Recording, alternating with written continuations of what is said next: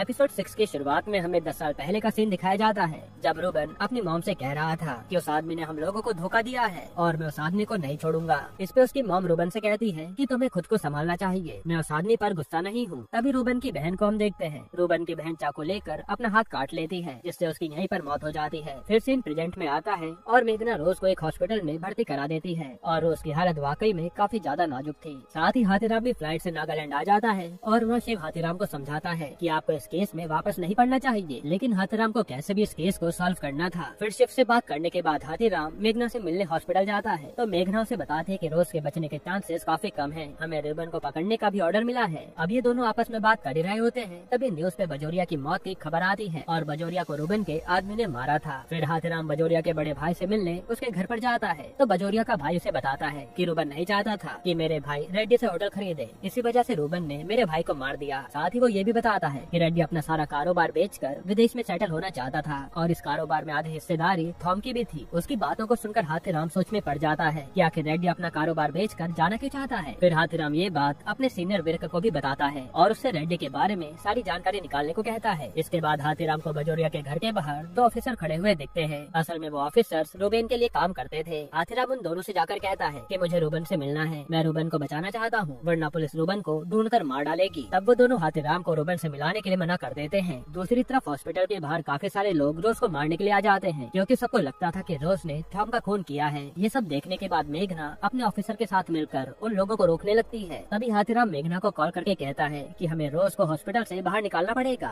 जिसके बाद वो सभी लोग हॉस्पिटल के अंदर आने की कोशिश करने लगते हैं और पुलिस भी उन्हें रोक रही थी। इतने में एक ऑफिसर के हाथों से गोली चल जाती है, जो कि एक बच्चे को लगती है। ये देखकर लोग और भी ज्यादा भड़क जाते हैं और यहाँ एकदम से भीड़ उमड़ पड़ती है, जिससे सिचुएशन संभालना काफी मुश्किल हो गया था। तब मेघना रोज को लेकर हॉस्पिटल के पीछे से भागने लगती है, पर कुछ लोग मेघना पर हमला कर देते हैं। हालांकि जब तक वो लोग रोज को मार पाते, उससे पहले हाथीराम आकर उन सभी लोगों को मारने लगता है। फिर हाथीराम कैसे भी करके मेघना और रोज को बचाकर हॉस्पिटल से बाहर लाता है और फिर ये लोग वैन में बैठकर वहाँ से निकल लेते हैं। फिर हम हाथीराम की पत्नी को देखते हैं। वो देखते कि गीता का बेटा काफी निराश बैठा था और उसे अपनी मॉम की काफी याद आ रही थी। इस पे वो उसे जाकर कहती है कि तुम चिंता मत करो, तुम्हारी मॉम हमारे साथ है, अगर तुम्हें कभी अपनी मॉम की याद आए तो तुम मेरे पास आ जाना। फिर कुछ देर बाद हाथीराम और मेघना रोज को दूसरे हॉस्पिटल में भर्ती करा देते हैं। साथ ही हाथीराम को भी काफी चोटें आई होती हैं और वो लंगड़ा के चल रहा था। तब डॉक्टर उसे बताती है कि अगर कोई आदमी ज्यादा नशा कर ले तो उसका यूरिक एसिड बढ़ जाता है और वो इंसान लंगड़ा कर चलने लगता है। उनकी बातों से हाथीराम को रोज की डॉक्टर की याद आती है और रोज की डॉक्टर को भी ड्रिंक करने के बाद चलने में प्रॉब्लम होती थी। हाथीराम को किसी आदमी ने ये भी बताया था